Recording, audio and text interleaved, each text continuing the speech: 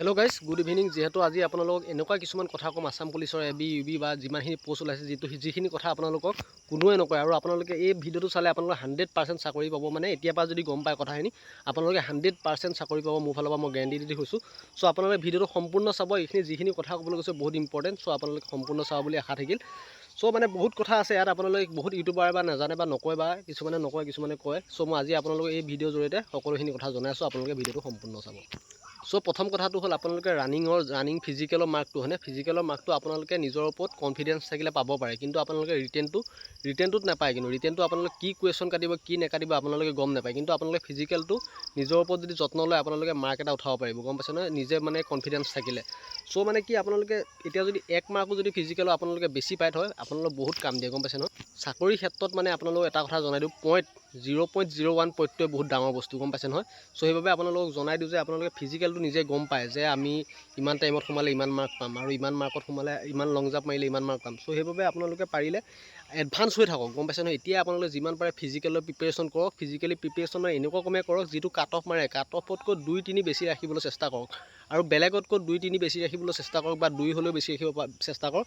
তেতিয়া আপোনালোকে ফিজিকেলত যদি ভাল মাৰ্ক এটা পায়, ফিজিকেলত যদি ভাল মাৰ্ক এটা উঠাই থয় মানে আপোনালোকে বেছি মাৰ্ক পায়, তেতিয়া আপোনালোকৰ যিখিনি 5 টাইমছ কেণ্ডিডেট কম্পিটিশ্যন হয় বা 5 টাইমছ কেণ্ডিডেট আপোনালোকৰ ৰিটেনলৈ মাতে, ৰিটেনলৈ আপোনালোকৰ 3 টাইমছ কেণ্ডিডেটৰ কম্পিটিশ্যন নিচিনা হৈ থাকিব। গম পাইছে নহয়, 5 টাইমছ নহয়, কাৰণ কাট অফত সোমোৱাখিনিতকৈ 2-1 যদি বেছি পাই থাকে আপোনালোকে 3 টাইমছ কম্পিটিশ্যনৰ নিচিনা হ'ব। কাৰণ ৰিটেনৰ কথাটো কোনো গম নাই, ৰিটেনত কি পেপাৰ কাটিব কি নেকাটিব কোনো গম নাই। কিন্তু ফিজিকেলটো আপোনালোকে গম পায় যে মই ইমান মিনিটত সোমালে ইমান মাৰ্ক পাম বা ইমান ৰানিং কৰিলে ইমান মাৰ্ক পাম বা ইমান লং জাম্প মাৰিলে ইমান মাৰ্ক পাম।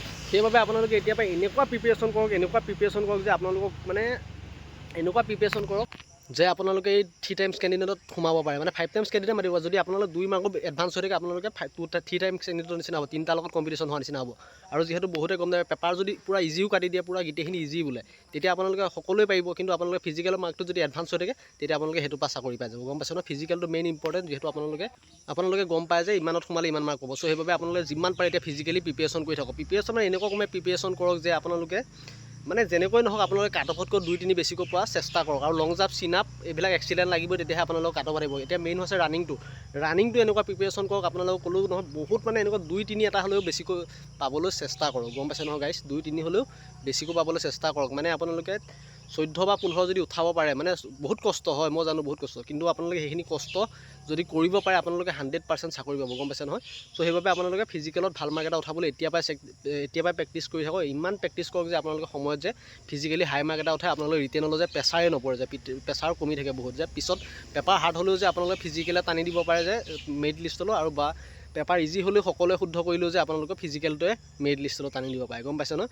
চ' সেইবাবে কৈছোঁ ফিজিকেলটো বহুত গুৰুত্বপূৰ্ণ বস্তু হয়। যিহেতু অসম পুলিচৰ ক্ষেত্ৰত বহুত ইজি কুৱেশ্যন আহে কেতিয়াবা। গম পাইছেনে, এনেকুৱা ইজি কুৱেশ্যন আহিব আপোনালোকক সকলোৱে 90টা কৰি দিব, সকলোৱে 90 পাব, কিন্তু লাষ্টত খেলটো হ'ব কি ফিজিকেলত। আপোনালোকে চাব অসম পুলিচৰ ক্ষেত্ৰত এনেকুৱা কেতিয়াবা ইজি প্ৰশ্ন আহে, আপোনালোকে যি পঢ়ি আছে আপোনালোকে নিজে ভাবি হাঁহিব এইবিলাক প্ৰশ্ননো অসম পুলিচত আহেনে। চ' সেইবাবে কৈছোঁ আপোনালোকে অসম পুলিচৰ পেপাৰৰ ক্ষেত্ৰত বহুত মানে ইজি পেপাৰ কাটি দিয়ে বা কেতিয়াবা টাফ কাটে, কিন্তু ইজি বেছি কাটা চান্স থাকে, যিহেতু 9-10 লেভেলৰ বেছি কাটে। চ' আপোনালোকে এতিয়া বৰ্তমান যিহেতু ৰানিং কৰি আছে, ৰানিং কৰি থকাৰ কাৰণে আপোনালোকে প্ৰ'টিন পাউডাৰ আপোনালোকে নিজৰ মন মৰ্জি মতে ল'ব পাৰে। যিহেতু আপোনালোকে বহুতে গম পায় যিহেতু প্ৰ'টিন লাগে শৰীৰত, ভাল মাৰ্ক এটা পাবলৈ কষ্ট কৰিলেও লগতে খাদ্যটো মেইনটেইন কৰি পেলাই প্ৰ'টিন পাউডাৰ এটা ল'ব।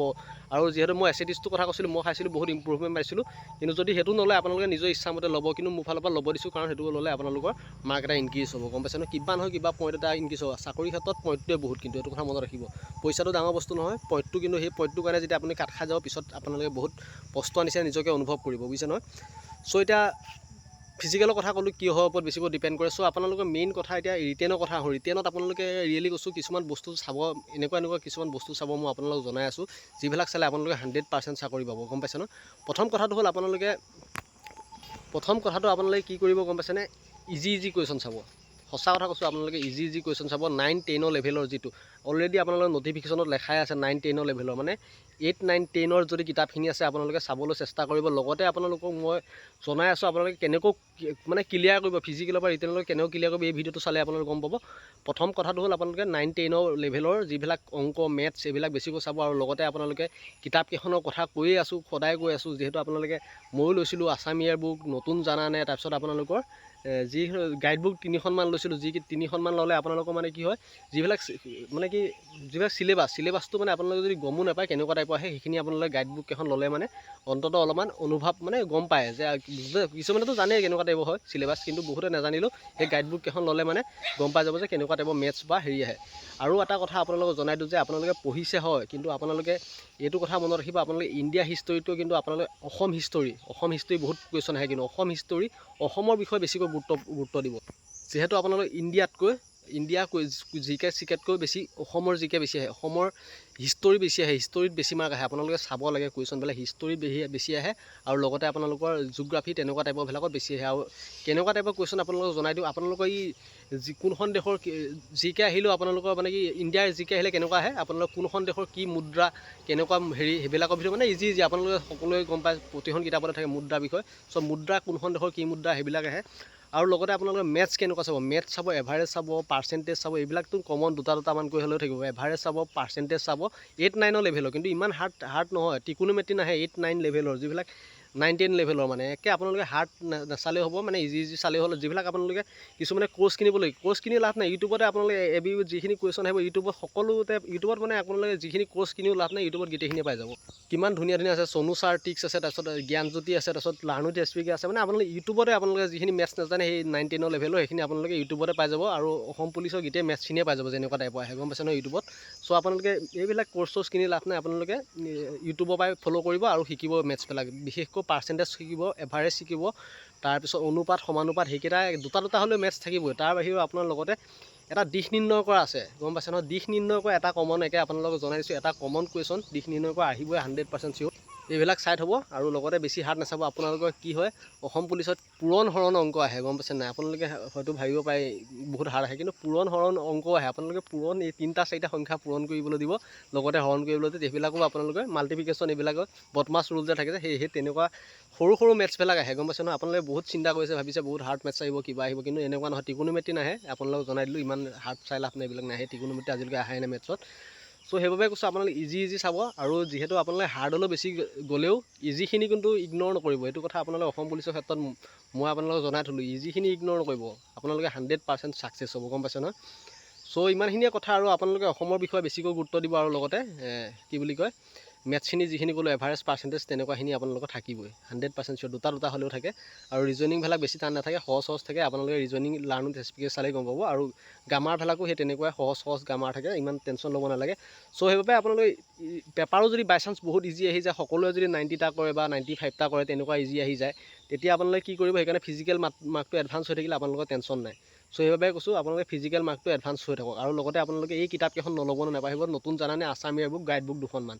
আপোনালোকক যিহেতু মই এবছৰ আগতেও জনাই থৈছোঁ, আপোনালোকে মোৰ ভিডিঅ' চাব লাগে। চ' আজি ভিডিঅ'টো ইমানখিনিয়ে, বেছি দীঘলীয়া নকৰোঁ। চ' কেনেকুৱা পালে নাজানো, ভাল লাগিলে লাইক কৰিব। মই যিখিনি মানে মনত আহিছে, যিখিনি মানে মই আগতে যিখিনি ফ'ল' কৰোঁতে বহুতে ফ'ল' কৰি মোৰ পৰা ছাকচেছো হৈছে আগৰ ভিডিঅ'ত, আপোনালোকে কমেণ্ট চাব।